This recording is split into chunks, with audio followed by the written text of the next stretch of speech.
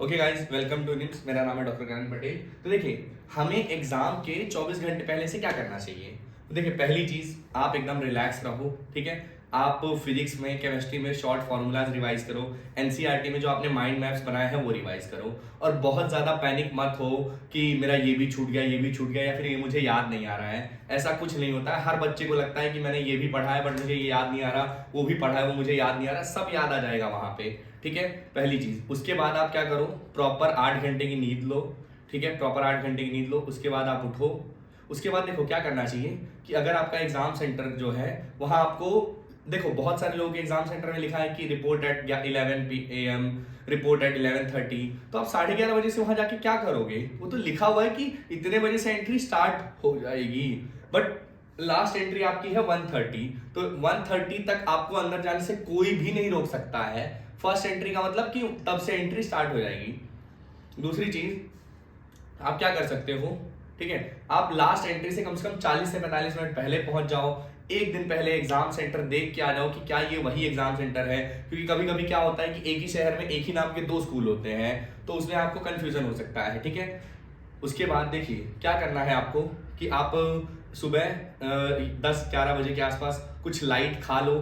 Please exam में भूखे पेट मत जाना, नहीं तो क्या होगा कि वहां पे आपको बहुत ज्यादा प्रॉब्लम होगा। ब्रेन को हमारे उस टाइम ग्लूकोज चाहिए, तो इसीलिए आप 10-11 बजे के आसपास एक अच्छा लाइट मील ले लो। लाइट मील लेने के बाद आप क्या करो, 15 से 20 मिनट के लिए आराम से लाई डाउन होकर रेस्ट कर लो। ठीक है, फिर सुनो मेरी बात। अब जब क्या हुआ, हम एग्जाम सेंटर में गए। ठीक है, एग्जाम सेंटर में पहुंच जाओ, पैनिक होने की जरूरत नहीं है। पहली चीज देखो क्या होगा कि जैसे मान लो आपका एग्जाम स्टार्ट हो गया। ठीक है, तो क्या हुआ कि फिजिक्स टफ आ गई। ठीक है, तो अब आप क्या, बच्चे बहुत सारे क्या करते हैं कि पैनिक हो जाते हैं कि अरे सर फिजिक्स इतनी टफ आ गई है, मैं क्या करूंगा, मेरा तो सिलेक्शन नहीं होगा।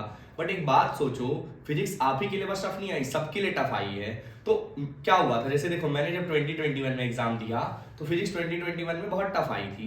तो अब मैं अगर ये सोच के बैठ जाऊं माथा पकड़ के कि हे भगवान ये क्या हो गया, इतनी टफ फिजिक्स है तो मैं कैसे करूंगा, तो उस टाइम पे आपको कैच एंड किल वाली स्ट्रेटेजी अपनानी पड़ती है। उसमें आपको क्या करना है कि देखो कोई भी टॉपिक आ जाए, चाहे फिजिक्स हो, चाहे केमिस्ट्री हो, चाहे बायो हो, टफ आएगी, सबके लिए आएगी, आपके लिए बस अकेले नहीं आएगी। तो उसमें कैच एंड किल स्ट्रेटेजी हमें अपनानी है। वो क्या होती है मैं बताता हूं। मान लो आप जो उस चैप्टर के, मतलब उस सब्जेक्ट के पूरे 50 क्वेश्चन, मान लो फिजिक्स है तो आप फिजिक्स से कोशिश करोगे आपके 50 के 50 क्वेश्चन रीड हो जाए। फिर उसमें से ना आप जो सिंपल सिंपल क्वेश्चन है वो उठाओ। सिंपल सिंपल क्वेश्चन उठाओ, उनको करते जाओ करते जाओ करते जाओ। अगर देखो हर एग्जाम में कम से कम 25 से 30 क्वेश्चन इजी टू मॉडरेट होते हैं, तो उन 25-30 क्वेश्चंस को आपको उठा के सॉल्व करना है। ठीक है, तो आपका सिलेक्शन हो जाएगा। आप देखो 21 में बहुत सारे लड़के जो थे वो मेरे से भी बहुत ज्यादा स्मार्ट थे पढ़ने में, बट वहां क्या हुआ कि एग्जाम आया और वो पैनिक हो गए एकदम, है ना, कि अरे बायो क्या अच्छा हो गया, केमिस्ट्री अच्छा हो गया, फिजिक्स में तो मुझसे क्वेश्चन ही नहीं बन रहे। तो उस टाइम पे आपको इजी इजी क्वेश्चन ढूंढने हैं। ठीक है, इजी इजी क्वेश्चन ढूंढ के उनको सॉल्व करना है। और पहली चीज, एक और चीज देखो, चाहे सवाल करंट इलेक्ट्रिसिटी का हो, चाहे इलेक्ट्रोस्टैट्स का हो, चाहे वेव और मोशन का हो, हर सवाल आपको कितने नंबर देगा, 4 नंबर देगा। हर सवाल आपको 4 नंबर देगा। तो देखो ये गलती मत करना। एक स्टूडेंट ने क्या गलती की कि उसने साल भर करंट इलेक्ट्रिसिटी बहुत अच्छे से पढ़ा, तो उसका एक ऑब्सेशन हो गया था कि करंट इलेक्ट्रिसिटी का सवाल आया तो मेरे से गलत नहीं हो सकता। ठीक है, तो क्या हुआ कि पहला ही क्वेश्चन करंट इलेक्ट्रिसिटी का, शुरू में से 5 में से एक क्वेश्चन करंट इलेक्ट्रिसिटी का था। तो उस स्टूडेंट ने क्वेश्चन करना स्टार्ट किया, उससे क्वेश्चन नहीं बना। 5 मिनट हो गए, फिर 7 मिनट हो गए, 10 मिनट हो गए, वो क्या एकदम डूब गया कि नहीं मैं ये क्वेश्चन सही करके ही रहूंगा। तो ऐसे करके उस स्टूडेंट के 20 मिनट खराब हो गए। और सोचो जब एक क्वेश्चन में आपका शुरू में ही 20 मिनट खराब हो गया तो आपकी मेंटल स्थिति क्या हो जाएगी एग्जाम में। तो इसीलिए कोई क्वेश्चन आपका सगा नहीं है, कोई क्वेश्चन आपको 20 नंबर देके नहीं जाने वाला है। हर क्वेश्चन आपको कितने नंबर देगा, 4 नंबर। इसीलिए किसी भी क्वेश्चन से कोई ऑब्सेशन नहीं रखना है।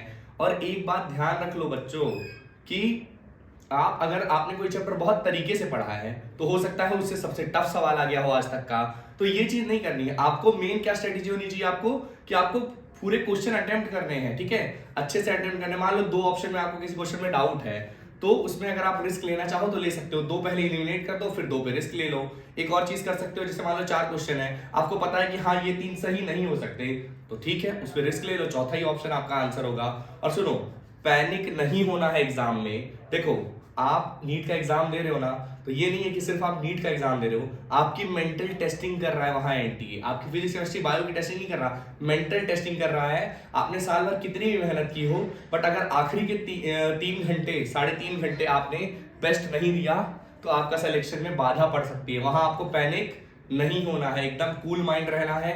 सबको ओएमआर बहुत तरीके से भरनी है, क्योंकि ओएमआर एक बार मिल गई तो दोबारा करेक्शन उसमें नहीं होगा। ओएमआर ढंग से भरनी है। देखो क्या हुआ, मेरे एग्जाम सेंटर में एक बच्चा था, वो हमारे कोचिंग का टॉपर था। उसने क्या किया, थोड़ा लालच कर लिया।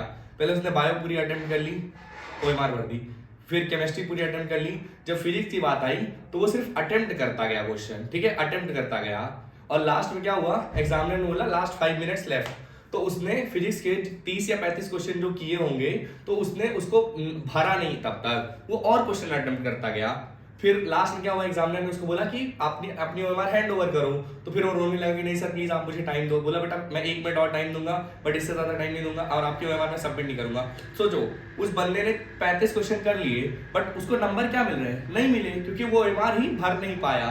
तो इसीलिए लालच बहुत ज्यादा मत करना, जितने क्वेश्चन हो जाए कर लेना, और कोशिश करना कि जितने क्वेश्चन आपने अटेम्प्ट कर लिए सबकी ओएमआर भर ही देना।